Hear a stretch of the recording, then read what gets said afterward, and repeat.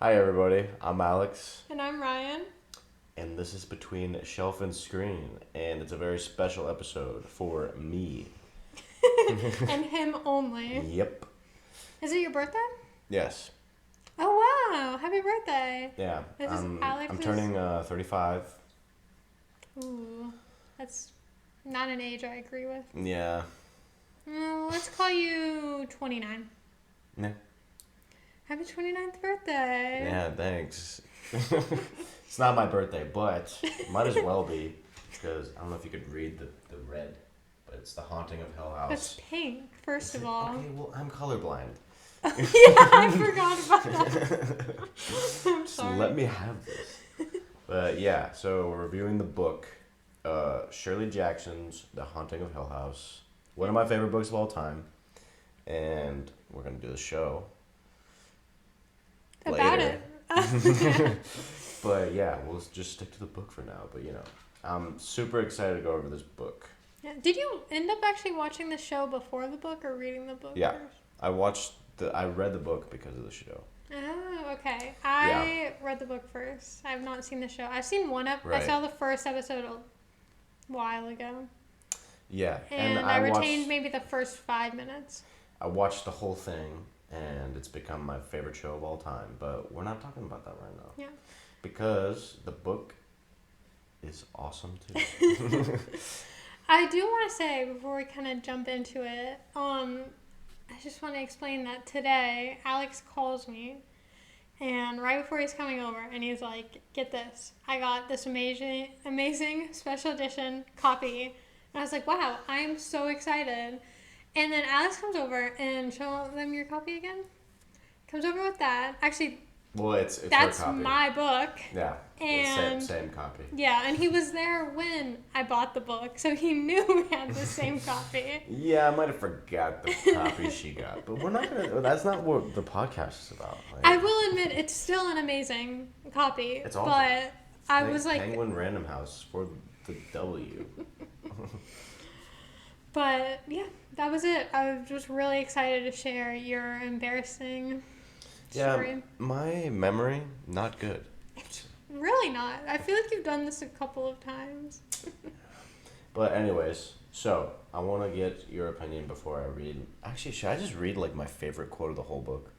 It's like the introduction. Well, do you think it'll summarize it? Because we need to summarize this book for people that haven't read or seen the show. But also, it's just such an epic entry, and I just want to read it. Okay, introduce this podcast with the book and then continue reading it, and we'll just go over everything. This will be a 6-hour episode. Yes, but it's the first paragraph, and it's so good. And I hate reading in front of an audience, so here we go.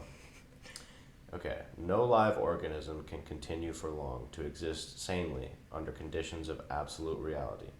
Even larks and katydids are supposed by some to dream. Hill House, not sane, stood by itself against its hills, holding darkness within. It had stood there for 80 years and might stand for 80 more. Within, walls continued upright, bricks met neatly, floors were firm, and doors were sensibly shut. Silence lay steadily against the wood and stone of Hill House, and whatever walked there walked alone. Bars. Bars. That's the best intro to every book, and any book ever. And it really sets a standard for just the writing throughout. Like, it's so elegant. And I would say that was honestly my favorite part about the book is her writing style. If you like that still condensed but like elegant, flowery language, like, you'll love this book because it doesn't have a lot of fluff, but it still is very, like, it relies on imagery, and it's just beautiful. Yeah, it's so good. Like, Shirley Jackson now is one of my favorite authors ever, because like this book, I mean, I read her best one for the first time, but I mean, like, still, like, classic. Like, Haunting a Hill House has inspired so many things. Yeah. Like, her style is very much so psychological horror. I was gonna say I did feel a little offset because I thought this was like a straight horror, like typical, not really jump scares because it's a book, but relying more on actual events being scary, but it turned out to be more of a psychological horror, which I typically prefer, but I just kept waiting for something to happen throughout this book, like a big event, and like things kind of do, but like it they're definitely vague. yeah, it definitely does, but it's more revolved around how it affects the mind. So if you're more of that reader that likes actual events that make it scary, this isn't the type of horror for you, but I still recommend it. It's just so good. Yeah. Would you say that this is more of a character written book then? Yes. Yeah. Definitely. Because, like, the house is a character in itself. True. Honestly. Right. House is a character in itself. Eleanor, very interesting point of view character. And then, obviously, you have Theodora, you have Luke, you have Dr. Montague, you have His the wife. Dudleys. Oh, yeah. It's good stuff. And, like, each There's really- character is distinct. Yeah, there's really not that many either. Yeah. Like, you follow... This is also a short book, I do want to say. Yeah, 220 pages. Yeah. You can breeze through it. There's not that many characters. It's not that long. It's a really good introduction to psychological horror. Just horror in general, honestly. Yeah, true. I guess rating-wise? Oh, yeah. I mean, very good. Very, very good. Love it. Very, very good. Yes. I would say that this is good. Not my favorite horror, but still good. Solid. Would recommend. Excited to read it again at some point. But definitely not my favorite. Yeah, I get that. But it's written in like 1949 too. Yeah, you can kind of tell. Mm-hmm. Obviously, because she didn't know of the things that would be here in today's day. Right. So none of that's talked about. But it still kind of feels like new too. Like it was in that weird in between because it didn't really talk about or like I don't know, because obviously it talked about the way that things were, like the cars and the like writing messages instead of like a text message, obviously. Right. And everything that went along to like communicate then, and the way that kind of, I guess, gender standards were.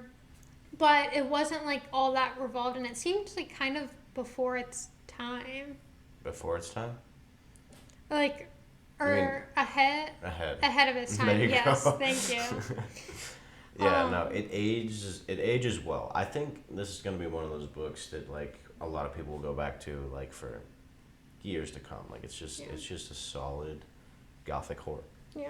And actually, I do want to mention, since we are in the month of June when recording this, didn't it totally seem like that girl, or the girl that ended up, this isn't really a spoiler, but the girl that ended up living in the house and then she brought her female acquaintance, wasn't that like so not just like an acquaintance? Like, I don't know, maybe I just read into that, but it seemed like they were a thing, and because it was before that time. Oh, yeah. Okay, so okay. I know exactly what you're talking about. You're gonna watch the show and be like, oh. Okay, Yeah. I'm excited. I'm interested. I don't know what that means. I think I know exactly what you're talking about. We'll get into that, the spoilers. Maybe I'm totally interpreting this wrong, but yeah, no. I mean, I hope it is. I think the people that did the adaptation kind of caught onto that as well. Because like, how could you not? It's every time. I always find it funny when like people that are digging up, or just historians that are explaining like a relationship, and they're like, and gosh, I can't think of an example, but basically like when they're like, oh, this man who never married and lived with his best friend for like 50 years and dedicated, you know, this whole poem, like wrote letters every day for him, and they were clearly just the closest of buds. It's like, yeah, yeah, no, totally. It's just like this woman who never married lived with her best gal pal, and they lived happily ever after, a platonic relationship. It's like, okay. It's like, yeah, sure, yeah. Like, I mean, makes sense. Totally. Yeah. Back in the day, you just didn't mention it. Right. It just like everybody's just kind of like, Okay. But even did not recognize historians it. now talking about it, it's like, you know better. We all know better. Yeah. Like, you can Oh, just yeah. say that they were, you know? Yeah. No, that is funny. Yeah. But, okay, so I guess... What I else mean, do you want to go over For before we those get into characters, spoilers? how'd you feel about them? I mean, just... You don't... Okay, here's the thing. You don't have too much time to get to know them well, except for Eleanor. But, like, you get to know them all fairly well. Like, you know who they are. And Yeah. I feel like... I mean, you gotta... Eleanor's top tier, because you see it all through her eyes. Right. And then, like, House, second tier. Because it's, like, character in itself. Dr. Montague, Theodora, Luke. Really? That would be like your ranking? Yeah, For like... yeah, just all the characters that are in the house, essentially. And then the Dudleys. I mean, they have a bigger role in the show, too. I'm not gonna... But yeah, no, they're pretty interesting, too. There's a lot of mysteries shrouding them. Yes. I liked that. I just liked their little addition. They were so straight to the point, and Yeah. I like them. I like the house the most because obviously there's just so much mystery behind that. Yeah. Eleanor, okay, first of all, I'll mention that I really didn't actually connect with any of these characters. It's kind of hard because it's so short, and I connected with Eleanor. I feel like I didn't. I sympathized. Yeah, I liked her overall. I still liked her. I didn't really feel I feel like when I really connect with the character, I'm almost feeling the same things as they are, in a sense. Okay, yeah. Like, you know, when they're going through a lot, I'm like, man, this hurts for them. Like, yeah. But this, I didn't really connect that much. Still good. I feel like she was the most, like, well worked out character, more developed, and everyone else was kind of just, like, there to play a part, and they were still good. Like, I like Theodora a lot. Yeah. A lot. I liked the doctor. He played a really good part, and I loved the introduction that he had, or that he introduced the house with, which is what you started to read, part of that. But, and then, oh my gosh, Luke was just kind of there. I felt like he played a certain part, and that was about it. Yeah, like, he's just kind of forgettable. In the show, again, bigger, more in-depth character. I'm so excited, because I know that it's not the same dynamic. That's all I remember. Yeah. Is that it's just not the same dynamic as these characters play. I just want to reference it so bad because... Oh, You have to wait till next episode. I do. You're going to spoil it for me at this rate. Yeah. I've seen that show so many times, too. Okay. Really? Oh, yeah. I go back to it a lot. Yeah. Like The Walking Dead. Yep. Damn, we just dropped our Walking Dead reference. This episode, there we go, check it off. Yeah, we'll do 5 more. We just find a way to work it in. You ever every thought episode. about how, like, Carol is like Eleanor? Oh man, But- we need to read the comics. Anyways. Yeah, I do. But, okay. So, Yeah, the characters, they played their part, basically, how I'd end it. It was still more character driven, but I think it's mostly the house. That's your main character, and Eleanor, obviously. And the house and her have a very specific dynamic relationship that is just what you're following throughout. That's the main plot point. right. Which top tier, super interesting. I had me a little, I guess, worried in the beginning or not. I don't know. I didn't like it as much because I was expecting it to be more horror and less psychological. Right. I was expecting it to be like blood and gore and all that. Which, if that's what you're expecting, like, I'll just tell you now, it's not in that. It's not really a spoiler, but it's not that kind of story. No, not at all. So.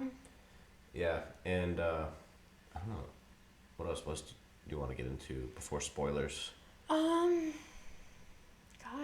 I don't know, because, like, it really is a short and straight to the point story. Not many twists and turns. Right, and there's not that much. We already talked about our writing style, the characters. The plot is the characters. Right. So we kind of covered that. I guess we can start working our way through the story. So, like, Yes. actually, no. First, who would you recommend this to? What kind of person? If you like horror, if you're a fan of the horror genre at all, Obviously. definitely give it a shot. I would say it's different. It's two different fan bases in a way, but I mean, if you like Stephen King, character-driven stories. So just you? Yeah, it's just You're me. just describing yourself. If you like Stephen King, yeah, definitely. If you are into, I mean, like mystery, thrillers, you'd probably enjoy this. Even though, like, at the end of mystery and thrillers, you usually get like an explanation. You're not gonna get that really here, but It's more left up. yeah. Honestly, if you like literary fiction, if you like writing that is infused with almost poetry, you're probably gonna enjoy this book. Mm-hmm. If you just read for the prose, the writing style, which is 100%. me, which is me as well. Like, it's just my jam, you know. But that's who I'd recommend it to. I think. Yeah. People that love that kind of language, I would definitely agree. Even if like this isn't your typical genre, like if you love that kind of writing style, like you'll at least take away that part of this book. Right. I mean, it's a classic. It's literally a classic. Yeah. And there is really a lot that came from this. Yeah. I'll give a very specific, who I would recommend it to is people who like, I'm probably mispronouncing this, but Junji Ito's, like the manga artist and author. People that like him would love this because it's the same kind of psychological, left up to interpretation, character stories.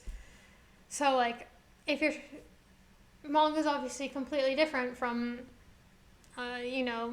writing, or it's a different format of telling a story, but it's just so good, and it's not that long, so you're still getting like a story in a condensed version, I guess. Okay. But that's what I'd recommend it to. That's an interesting comparison. You haven't read any of Junji Ito's. I have read zero manga. That's right. Yeah, okay, we need to cover only anime. I think they just released a show covering some of Junji Ito's work. Is it on Netflix? Mm-hmm. I think watched so. I watched like two. Like, is it the one where it's like a different short story every time? Mm-hmm. Every episode? Yeah, I tried that one. What? Okay, I haven't watched it yet because You'll probably think the same thing. It's just not that good or scary. I lost interest really quickly. I don't know, cause like I've been having a problem also lately trying to find new stuff to and just follow through and finish. Like that's been a tough thing for me lately. Cause you've had a lot of stuff on your plate. Yeah, and then I've just been like in paralysis. Like I can't get anything done because. So maybe you weren't watching it at the right time, cause like his stories aren't like it's psychological driven, even though it's labeled as horror. It might be a different thing I'm thinking of too. Well, it was on Netflix, right? I'm pretty sure. I don't know. I haven't watched it because I've read a decent amount. Also busy. Yeah. I haven't had any time to watch stuff, and I've read a few of his mangas in the past. It's been like a hot second, but oh my gosh, so good. He's so good. I'd definitely give it a shot. I mean, I don't know. I think we should do that at some point to at least introduce manga because he's also very popular. So I feel like the majority. I'd be so down. And that way, it's like shorter too because obviously starting a manga like Attack on Titan or something, that's 45. Chapters. Yeah, 45 volumes. Sorry. Yes. Yeah. Hundreds of chapters, and then it's 4 seasons long. So. Right. I think that would be an easier or more compact way of like actually reading something and then comparing it directly, like from beginning to end of story, without having to watch 4 seasons and read 45 volumes. Yeah, like if you guys have been watching the show at all, you know that we have beef with series. I mean, not necessarily that, because anime is also very different since it's shorter. But we definitely have beef with series. It's like, okay, you read one good book and they're like, it's part of a 10-book series. You're like, nope, I'm not gonna get invested in that. Just like you. But, I feel like manga's easier to grasp at, though. At Definitely. least for me. You can breeze through it. I mean, yeah. That makes total sense. Yeah. Yeah. So yeah, anyway, if you guys are interested in seeing that, especially if you're a fan of this kind of book and maybe are into Junji Ito or haven't really heard that much about his stuff, if you're interested in us covering that, I would so be down. I think you sound somewhat interested. Yeah, I'd give it a shot. If I'm particularly overloaded a month, we'll just throw in a manga. Wow, you want to slack off on this? This is your job, buddy. I don't know what I'm doing anymore. No, but it is nice after we have to read. Like, some of the books that we probably have after are like... Dune. Yeah, okay, I wasn't going to spoil it, but yes, we will be covering Dune. I mean, we gotta. The movie's gonna come out, and, I'm so excited. Yeah, second book. I haven't read... Sorry, no, not second book, second movie. You read all of it? No, I read the first book only. It's like 700 pages. That's right. Yeah, and but the movie Dune, we're getting so off topic. Yeah. Movie Dune. It's just the first half of the first book. First third. Oh, God. Yeah. I haven't read any of it, and I haven't watched the first movie. So I'm literally going to be like trucking through it when we do cover it, and then watching the first and the second movie for the first time. Yeah, that one's going to be tough. But anyways, we're not there yet. We're talking about this thing. I guess we can pause here too. Yeah. Spoiler alert. We will get into spoilers now. This is spoiler time. Indeed. So, what do you want to go on first? Probably spoilers. Good idea. I always ask you that now because I'm just like, all right, let's do this. And you're like, wait. Yeah, I like just telling you what to do. She does. She's always girl bossing and yes queen. It's like, chill out. Yeah, these are our clients, and we have to appease our clients. And sometimes you're just not meeting the standards. Like, we need to have our annual review to discuss your... Stonks. Ew. Not funny when you say it. Investments. Yeah, keep spitting out some words. Any of them that you know? Revenue. Debt. Something you're very familiar with. The second one. Yeah, credit score. Oh, yeah. That's a good one. Sorry, let's see. This is literally just reminding me of the class I'm currently taking. And that was awful. Supply, demand. That actually is more economics rather than accounting. Same thing. Yeah. That's when our professor that. I'm be like, I already took macro and I got a B or whatever. He goes, A+. I did not get an A in macro. Have you taken macro yet? No. Have fun. In high school. Oh, yeah. Macro in college, actually very interesting. I love that course. Was not easy, though. I just hate economics. What? It's so interesting, though, to actually see how it works. I hate Aren't you into crypto? No. Yeah. No, actually. That was a joke, guys. I hate crypto. We all do. Anyways. So, that was spoilers to adulthood. Yeah, so we're going to talk about the part where Eleanor invests in Bitcoin. This is the 1940s. She was ahead of her time. Mm-hmm. She was actually the first one. Founder of Dogecoin. All right. Actually, let's get into this book review. People have turned it off. Yeah. First of all, we're talking about school. Second of all, it's crypto. Yeah, we don't have anyone else watching, so we can talk about whatever. True. Anyway, spoilers. I guess, do you want to talk about characters? Like, go by character? Sure. Or do you want to go by series of events? And then let's do by character, and by that we can, we'll just talk about the series of events as we talk about the characters. Because I feel like going chronologically, you don't really need to in this story. No. Because it just kind of, things just kind of happen. Yeah. And they weren't really relevant to each other. They kind of were, obviously, but they weren't that relevant to each other. Definitely. So, yeah. You want to talk about Eleanor first? Yeah, biggest one first. Sure. I do wonder, why do you think that she was chosen as the narrator of this I story. mean, like, I don't think you could tell this story without her being the narrator.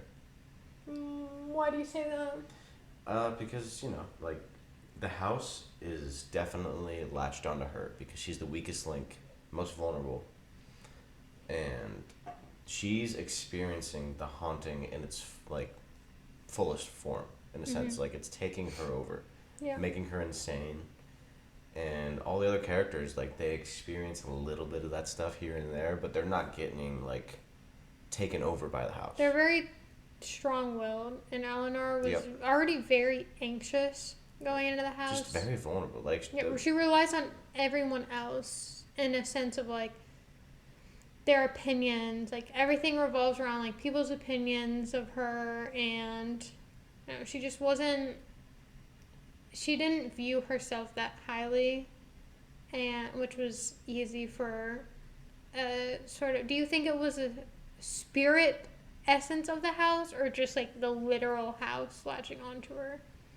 I mean, in a way, it's like it's kind of like the same thing in my view. Like, I think, like, they go into the backstory a little bit.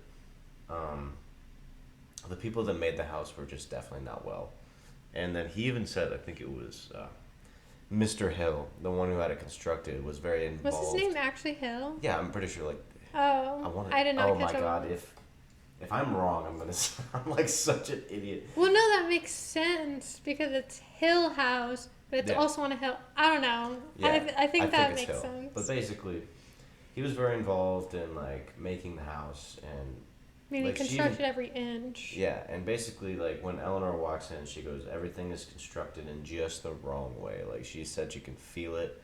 It's eerie, and then their own sort of, like, I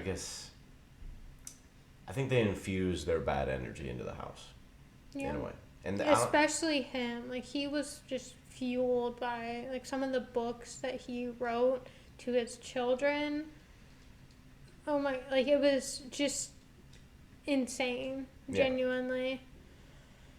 And also, he must have been, like, the worst client. Like, speaking of a sense, working in, like, home building or, like, any sort of physical labor, like, he had to be the worst. Like, imagine building a house, but it's like you need your angles to be slightly off from what they should be. Oh God, yeah. Like, I'm sure not really, because it's an older time, but, like, if there was an architect, an engineer, and all that, they probably were like, God, this guy, like, we're never gonna work with him again, because that must have been a pain. Yeah, not only that, like, it's he's literally just, like, making it in a way to where, like, bad energy is just gonna surround the house. Like, so, feng shui. Oh my gosh, that's a whole other story. But the feng shui in this house had to have been off. Yeah. So, like. Yeah. I don't. Going back to the point, you definitely couldn't tell this story any other way. Like, if it's from, like, I think you mentioned, like, like, it would have been interesting to see Dr. Montague be the narrator. I understand that at the same time. Like, he's going to be coming at it from such a level-headed approach. And then he's basically just going to be like, oh, wow, weird noise here. Little dogs barking in the woods there. And they're like, wow, why is Eleanor just losing her mind? Like, that's how he's going to be observing it. Right. Wouldn't it be interesting to see this kind of story told through, like, a journalistic approach, though? It would, yeah. Like, I guess kind of like The Martian, but, like, from a third party, journaling, oh, Eleanor started these behaviors, like a slow progression of seeing her, because they noticed throughout, like, certain little things that would trigger or whatever, and they would kind of, like, say, like, oh, she's done this again, like, she's doing this again, and she was just like, what? I don't understand. And so, like, you could tell they were picking up on it, so I feel like I kind of agree with you that it couldn't be told, the same story couldn't be told in any other way, but it would be interesting to see this story told through, like, a journal and the progression through a third party. I don't know. That would have been, like, a whole different thing, but I think that would be interesting, too. And I think Eleanor's character in specific was important to, like, Shirley Jackson, because she touches on a lot of issues that were issues to women of that time. Oh, yeah. where like basically she was just the caregiver for her mother who passed away, and then after that she had nothing. And she was expected to get married to be Yeah. able to live like in her own house and Yeah, and like she just couldn't do any of that without a man. And then she gets taken under the wing of her sister and her husband. And then she's just trapped. Like she can't do anything. So she's like, I think she's highlighting a lot of issues that women face at the time and probably infusing herself a lot into that character. right. I agree. I feel like this touches on kind of how the mind will find a way to find anything to occupy it, even if it's like kind of leads to paranoia or like it's just generally not enjoyable. It's still trying to like find something in like an otherwise boring Yeah, fun trying period. stimuli. Right. And so I feel like this kind of touches on the way that people would view women that were really not allowed to do all that much and probably maybe showed some characteristics of this, and then they would deem them as like witches for like doing one thing. I don't know, this is like kind of a stretch, but I felt like this touched a lot about like the things that the mind can like completely make up, and really like you can lose yourself from not being able to get out or whatever. And like it definitely seems like if that was at a time where like kind of earlier, where they'd be like, oh, that's a witch. Like the second she started doing something weird, they'd be like, okay, burn her. Yeah, no. And also, I think like Shirley Jackson's interesting in herself. Like I believe at one point she proclaimed herself to be a witch. And like, let's go. yeah, like she was an interesting one. I did not know that. That's interesting. I did a little bit of research into her, like just out of pure curiosity way back in the day. Because she's written like, she didn't do too many novels. I think she had around like either 5 or 7. And then she wrote like 400 short stories, like something crazy like that. I read one of her short story like collections. Yeah. I don't like short story collections that much, because you get into a good story and then you're like, get so invested, then it ends, and then you're on to a story you don't care about, and then it goes like that for like 4 more stories, and then there's one you like, you're like, oh yeah, and then it's over, and you gotta, anyways. I don't know, I completely disagree. I love short story collections, even if I don't like some as much. It's also like, if I don't like one, I don't have to sit through it that long either. That's true, yeah, but I've run into that problem with 2 short story collections that I've came across. I get it. I mean, if overall it's like just not enjoyable, it's like reading a book that you didn't like 70% of it, and that's not that fun. Yeah, exactly. But So, like she's good at what she does. Like, yeah. we're getting back into like just her as an author. But yeah, Eleanor overall great main character. I think you can't tell that story in the same light, because then otherwise you're getting into like a sort of like Dracula method of storytelling, where it's like journalistic sort of things, and then like, you know, just a bunch of different I guess like official writings to construct a story, which I don't think that's the point of the story either, because at the end the mystery isn't really solved. Right. And it's not even really a mystery in the same way. It's almost not even a mystery at all, because you kind of understand what's happening. Yeah, that's true. Like you know from the beginning that there's something that's not going to be right about this house. Yeah.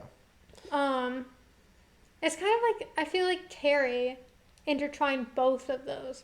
I mean, it was not really told through Carrie's point of view at all, but you did get more background into what she was feeling, thinking, and whatever. But then it was also told through other people's point of view, so that like intertwined both, which was interesting. But yeah, it would definitely not be the same story if it was told the way that I was describing, but I think it would still be interesting. I think this would be a perfect example as compared to some of the other ones that were told that way, that, I don't know. I think it would have just been interesting, but I also just liked the doctor that much, where I would have... Right. He's a solid character. Like, yeah. I liked him. He was also just like a nice guy. Right. Oh, like, probably the only one that, besides maybe like Theodora, that was like actually looking out for Nell. Right. Nellie. Eleanor. 100%. But yeah, I think you wouldn't get the slow progression of her having these thoughts, like almost intrusive thoughts, but then actually part of it playing out, and then she would like completely switch. Like you wouldn't get that same feeling if you read it through another person's point of view.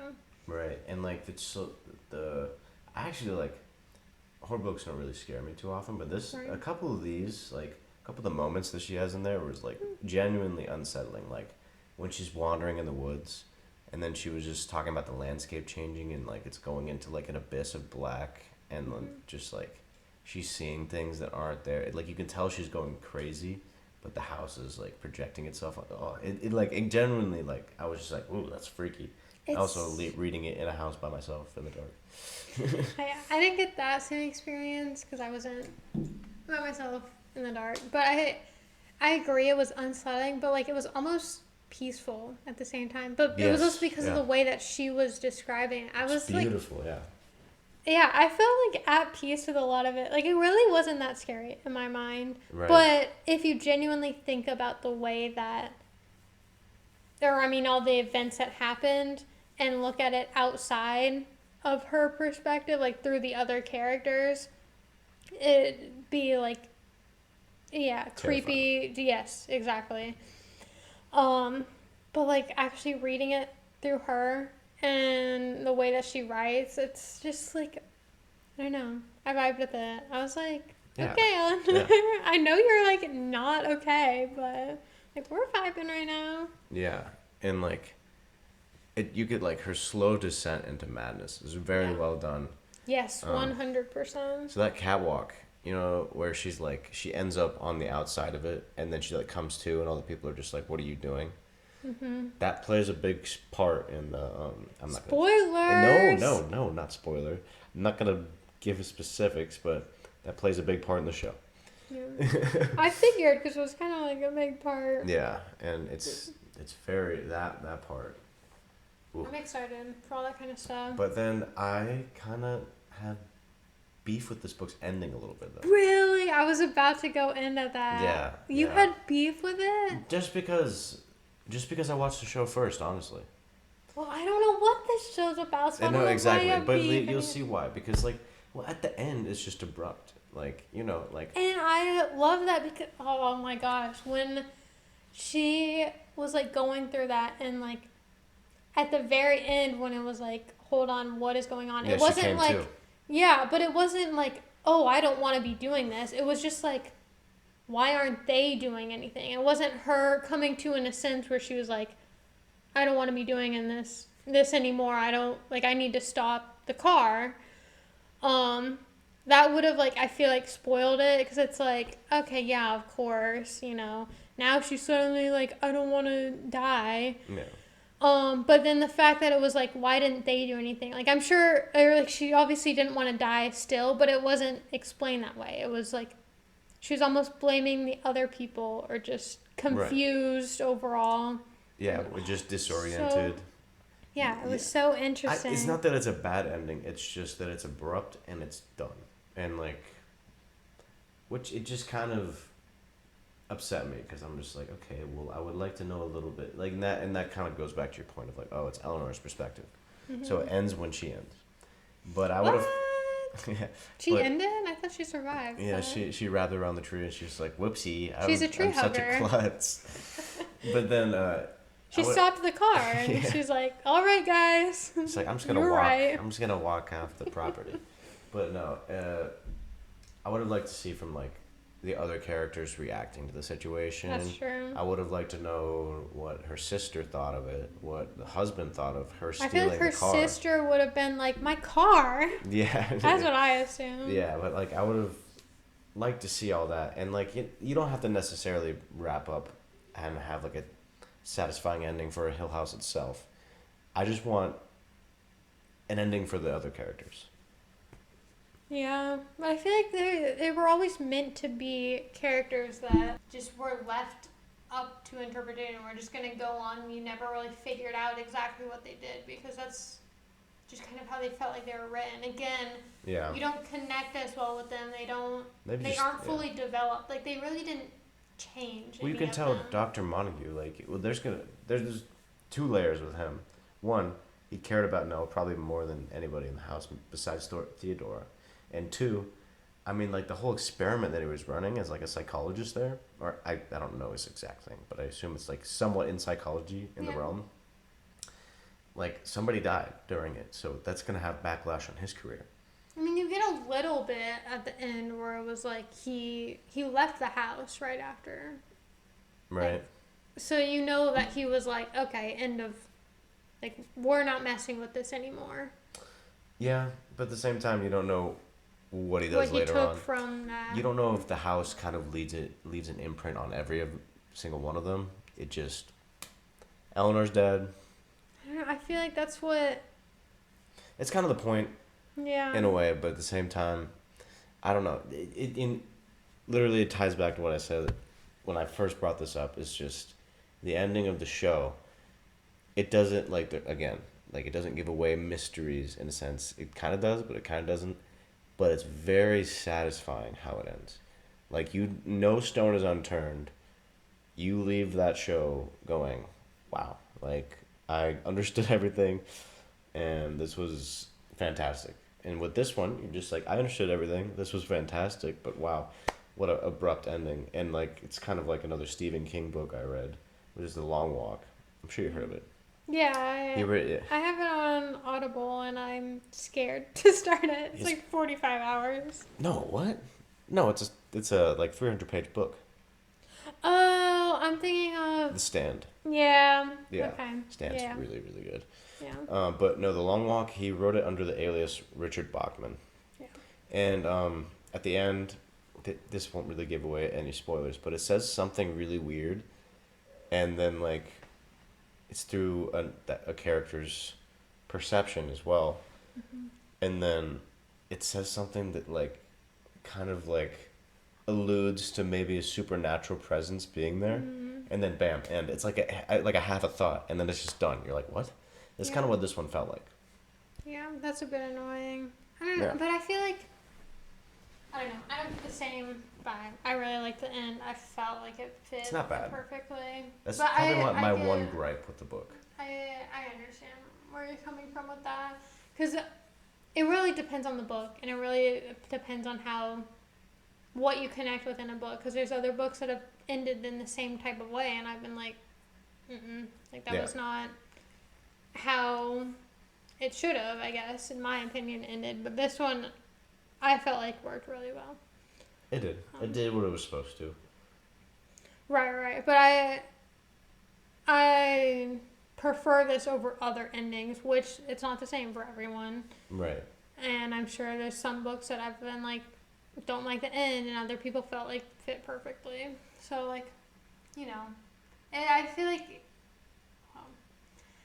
I think it all just depends on what someone's expecting to. And people take different things from a book or see different things. Oh, yeah. And so you might have picked up on things that I didn't, and you've been like, well, this wasn't really explained, or I was waiting for something like this. Yeah. And I might have just been, like, clueless to everything. That's typical.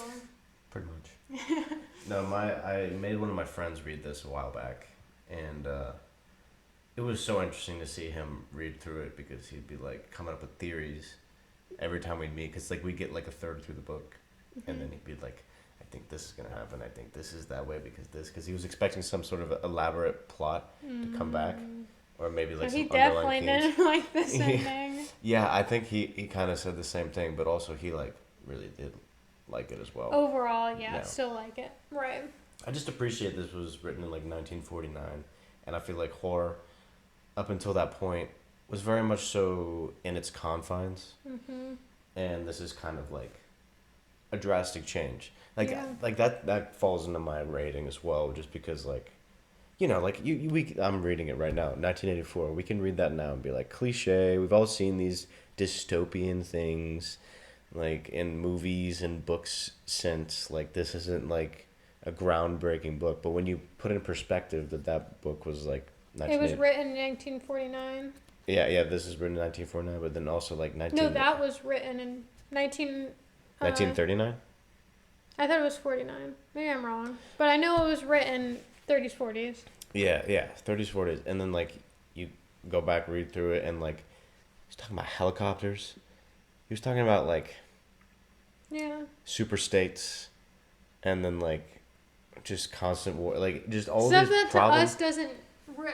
It's not new because we've, like, seen stuff like that. But, like, how he was such a visionary, and, like, the fact that he just, like, in a way, like, predicted, like, all these different technologies, and you're like, who the hell is this guy? You know, like, when you put in context, you're like, wow.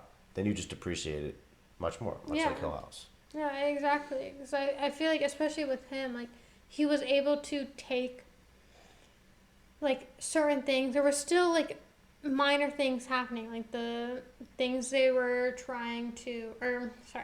the technology they were trying to produce, theories, like, it was still brought up in that time, like, just very minor, like, possible advances that they could do, but obviously it was not like how we know now, right? Where it's just, oh yeah, that's been a thing forever, or like, for like years.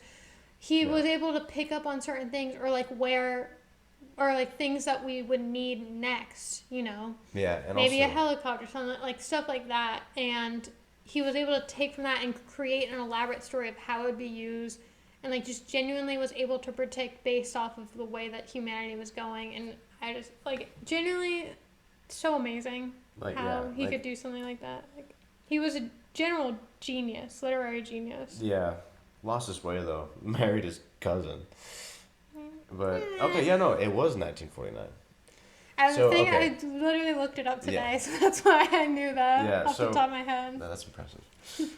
But so that I want to talk about that book for a little bit if I can. But well, we need to read. There's a movie. You're right. Okay, no more talking about it. No, one more thing. You know Goldstein? Like, that's like the whole enemy of Big Brother. Jewish. And then, like, Big Brother I haven't actually read it. Okay, never mind. I just know a lot from it, and I'm from his other. I didn't have to read any of his books, and I'm like disappointed in that, but also partially glad because feel like if I read it in school, I would have had the what's the word? Pre-something to like hate it because it's a school book. Yeah, I had a moment too of that. Well, it was just because that, but also like I was just too stupid, I feel like, to appreciate it. I feel they made in my school was split up 3 different like pathways, they called it. It was silly. But they had different curriculums for each for whatever reason. Genuinely don't understand. But my middle school had 3 different pathways, and one of them read Animal Farm in 6th grade. And I was like, no 6th grader gets it. Literally, I wasn't one of the people that had to, obviously, because but I've read it since, and all that I remember from 6th graders discussing, they're like, oh yeah, these animals could just like talk, and they're all just kind of fighting.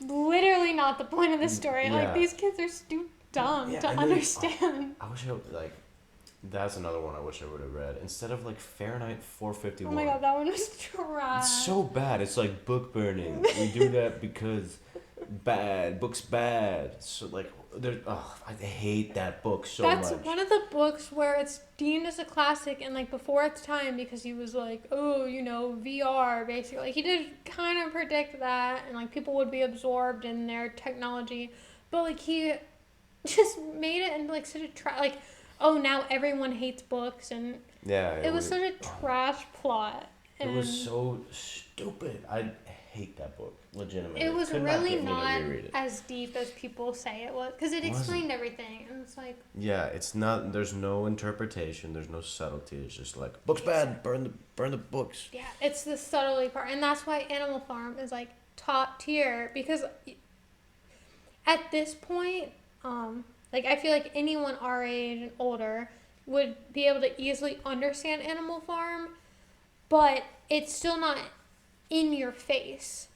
Like, it's subtle enough where it's like you can get into the story, but like you can still understand everything going on, and he just like is able to balance that perfectly. And Fahrenheit 451 did not do that.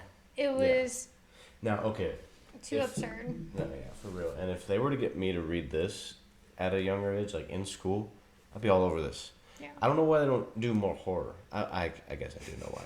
Because you don't want to scare kids pissing and shit in their But pants. like, so to what I was saying is we had some technical difficulties, like As we always. always do. You know how it goes.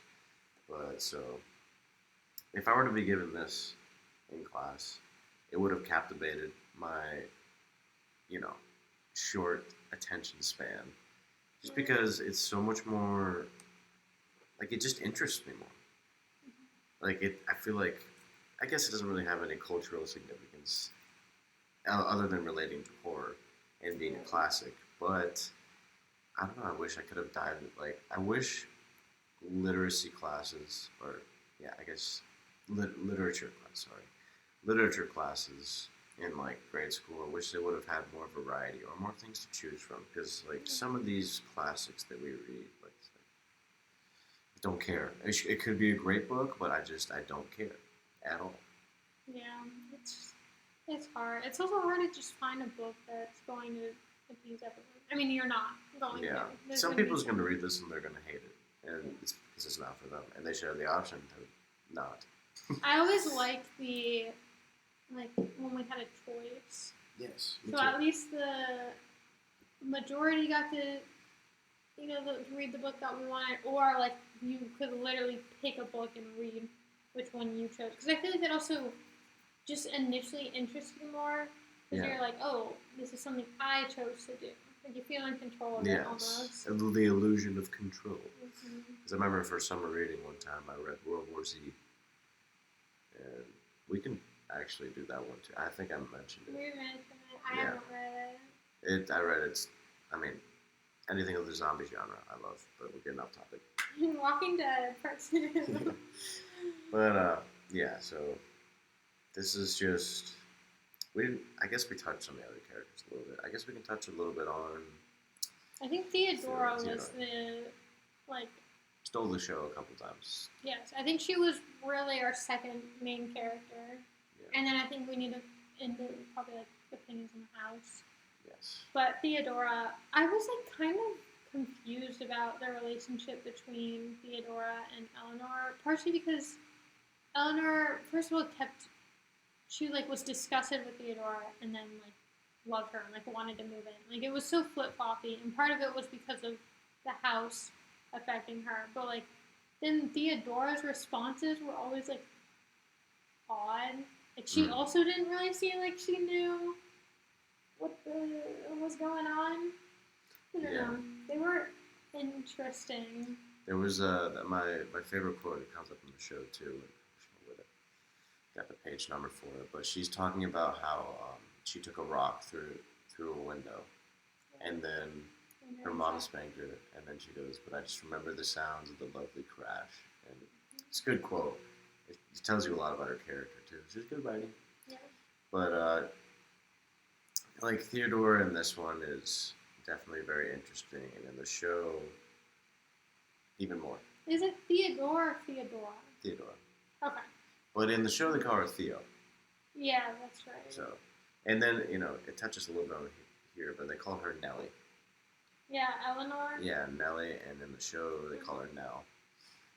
And that's backwards. Yeah, it's weird, but, I don't like it.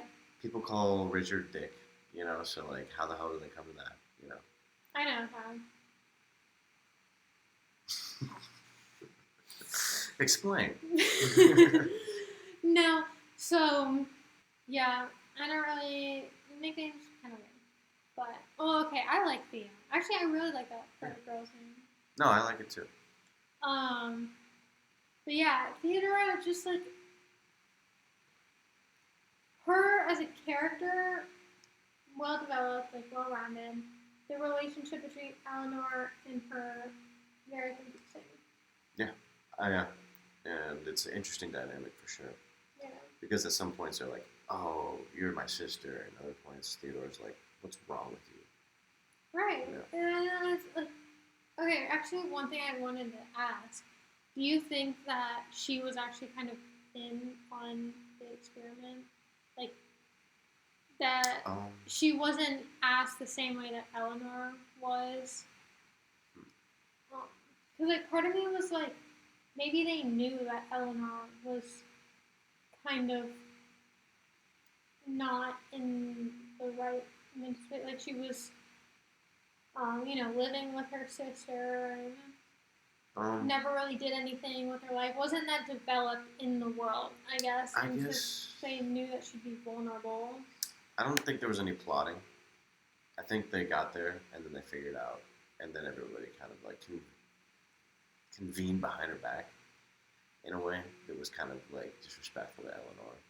Mm-hmm. Because once she started having her moments, but at the same time, it makes sense that they would do that because, like, what is she up to? If you're not experiencing what she's experiencing, then obviously raise some flags, and everybody's like. And then there's also that her and Luke have a thing, right? They have like a moment, and she's like, "I don't like this dude. I don't know why. Like, I'm talking to him. He just is not all. It's not the kind of person that I want to be interacting with." And he's kind of like, I don't know. It was never just shady. Yeah, it was like alluded to that he might have been interested in her. Yeah. But it never turned out into anything. Like with everything that happened with Luke, he just was so pointless. Right. I mean, not really, but yeah. I'm not the biggest fan of this guy. Yeah, he's not even really worth mentioning. Like, Luke is Luke. No, like, he's probably didn't change anything. Yeah, and obviously in the show, totally different.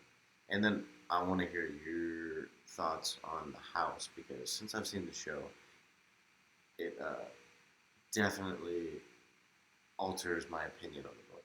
So I want to know your thoughts about the house and all that. What you think it's up to? It's plotting. Part of me is like, I feel like this was all. Okay, I know this really isn't true, but I feel like this was all just like in Eleanor's mind. Like, probably wants to like. Right. Yeah. I don't know. I think that's a valid certain interpretation. Yeah, a certain way that you can look at it. Even though like things that they connected over, like the knocking, they all like express that they acknowledge that. I feel like there's a way to explain it that isn't paranormal in any sense, and then everything else just had to do with the way that Eleanor was. Mm-hmm. And so part of me is like, is the house even responsible in any sense? Or is it just like you're already predestined to think that something's a matter with it, so you're going to look into everything? Because also, I never really understood why the doctor was like, I don't want my test subjects knowing all that much so I can keep this fair. And then the first night, he's like, so, I know he didn't exactly want to tell them, he kind of had to tell something, but like at the same time, it totally changed the way that they're going to view things, no matter what. Like, that's just what happened in experiments. So, like, I'm like, was it just they were predestined because they knew that there was some haunted story? And so they were looking at everything, every way that the house could be creepy, or I don't know. So I look at it in that way, and then the other side of me that's like, okay, I'm going to look at this more of the paranormal side, and actually that the things that they experience are because of the house. I feel like the house was just like slightly eerie in everything, or just distasteful. Like every little way, it just was slightly uncomfortable. And so this isn't just straight in your face kind of horror, but just you're sitting there and you're like uncomfortable. Like if you have wet socks. Yeah. I want to not share my opinions because you'll share them in the next episode. Yeah, just because after you watch the show, it puts it in a whole different perspective, and then I'll share both my opinions about the book version and the show. Right. But like, I just cannot wait. I'm literally gonna go home and watch it like tonight. Like I'm gonna get as much in as I possibly can.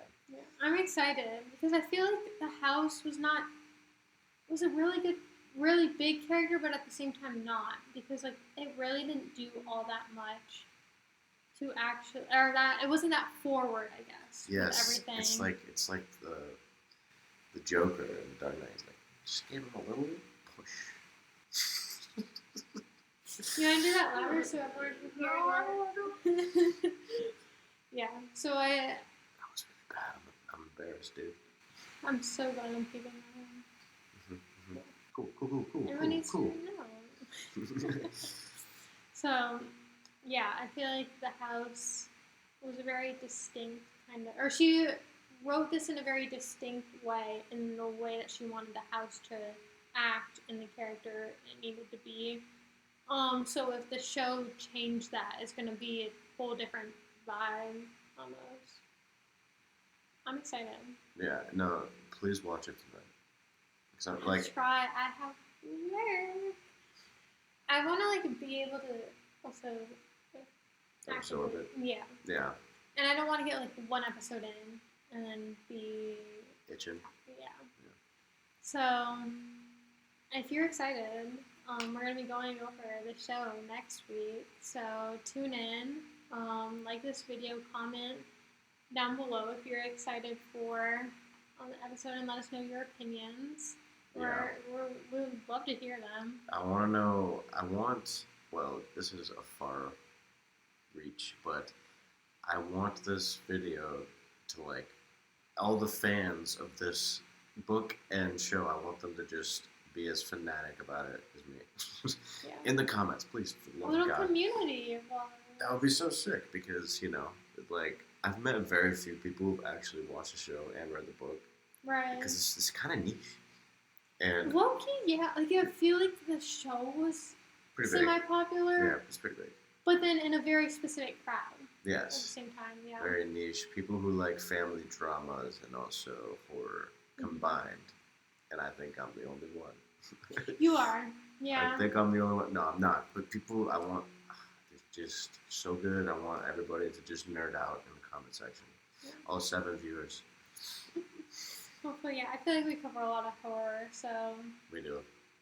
Hopefully this stays in, with, the theme. Yeah. So let us know in the comments, and don't forget to subscribe. We'll see you next week with our opinions. Yes. Anything else you want to add? I got nothing. As per usual. I got nothing.